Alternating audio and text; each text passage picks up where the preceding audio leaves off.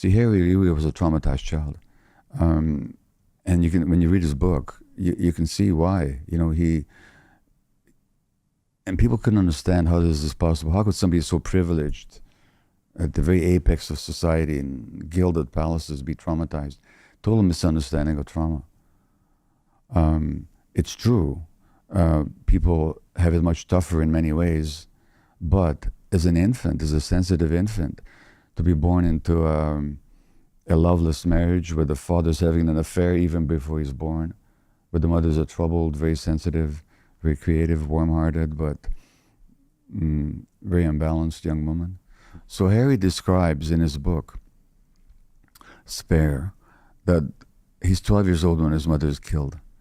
How he's told about his mother's death is that his father, then Prince Charles, comes into his room early in the morning and says, something terrible happened, there was an accident, your mother didn't make it.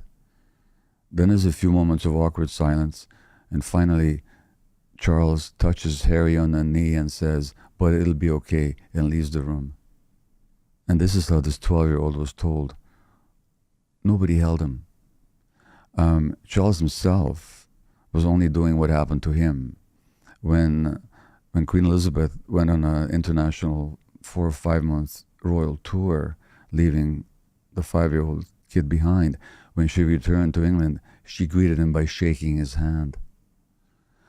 And now, what I said to Harry was that even animals hold and touch their kids, their infants. Mammals, that's what they do. Because mother rats, when the baby is born, they lick their babies.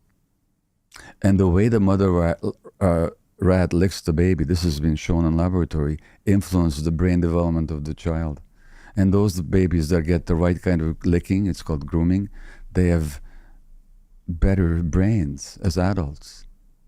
Premature infants used to be put in incubators and nobody used to touch them.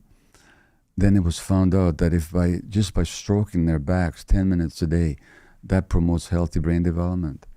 And the great British American anthropologist Ashley Montagu wrote a book called Skin, The Human Significance of Touch. So I was saying that touch is important. You're not being held and not being touched was a deprivation. And I said mammals, monkeys. You know what happens when a baby elephant is born? This is fascinating. The mother, I read this in a book called The Evolved Nest, for which I wrote the preface by a wonderful psychologist called Darcia Narvaez. When an infant elephant is born and the mother goes into labor, all the other mother elephants stand around in a circle. When the infant plops on the ground, they all stroke them with their trunks. So touch and being held is so important for mammals. And I was saying, animals do that. This journalist, who I don't know what she was listening to, I said the royal family treats like kids like animals. I said, no, I wish they'd had. So, I mean, the distortion is just laughable if I hadn't taken it so personally, for the reasons I already explained. For you to take it so personally, which led you to call a psychiatrist, a man like you with the knowledge you have that writes books about the mind and stress and the body and all these things, you must have been in a pretty dark place. I was in a dark place, and I wasn't, but look, I'm a human being like the rest, and what Charlie McKeesey says in that book is that the most courageous thing you can do is ask for help. It's true. You know, there's that, I don't know if you remember the Beatles song, Help, I Need Somebody, and John Lennon sings, when I was younger, so much younger than today, I didn't need anybody's help in any way. But now those days are gone, I'm much less self-assured. He's actually saying that when he was younger, he believed he didn't need help. But the reason he believed he didn't need help, that he has to make it on his own, because he was so traumatized as a child. His father left him when he was born. His mother left. He was brought up by an aunt. And Lennon grows up feeling abandoned, that I can do this on my own. I don't need anybody, you know? And later on, he realizes, I need help. But actually, we were all born needing help. We were all born needing to be understood, to be attuned with, to be seen, to have our emotions received and validated. That's one of the essential needs of children, as I make the point in the myth of normal. And children can be traumatized not just by terrible things happening to them, but just by not having their needs met, by not being seen, not being heard, not being held. Those are wounding for a child, which is what the meaning of the word trauma means. So you don't need terrible things to happen. It's so difficult for people to understand that.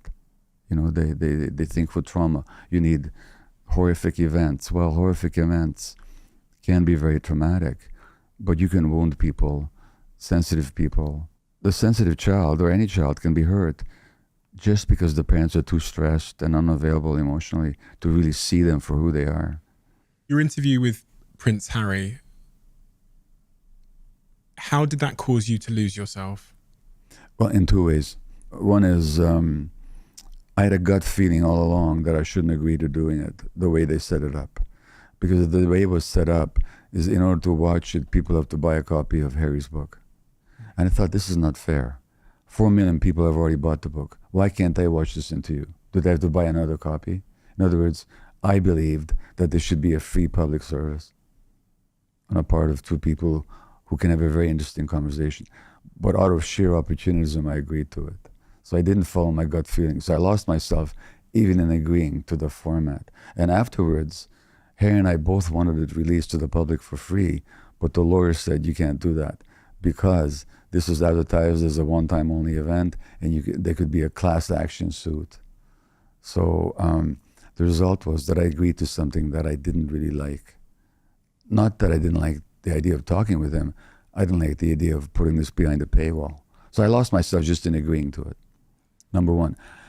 Number two, then there was the incredible social media and British media reaction to it that was, for the most part, so negative and so demeaning and so dismissive and so distorted that I barely even know how to talk about it.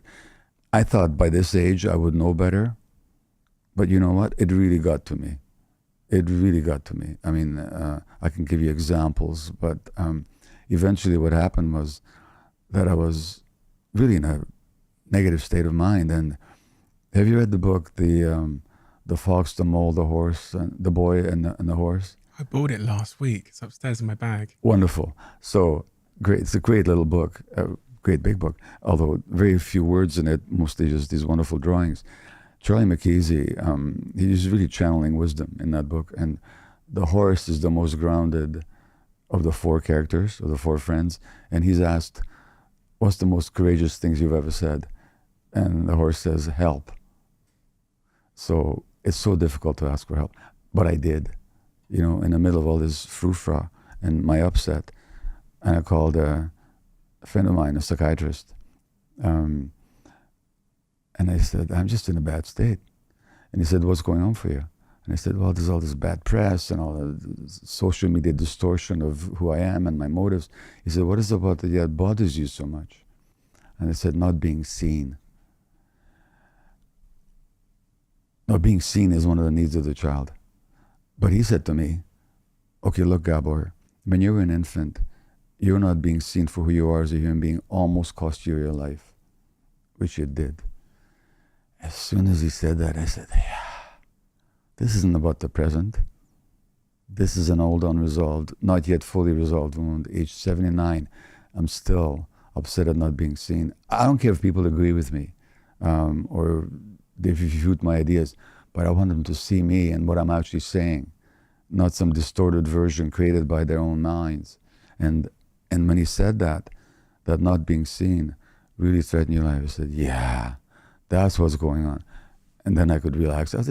So what somebody else says? I don't live in the British press. I don't live in somebody else's mind. Here I am, you know, let them think and say what they say.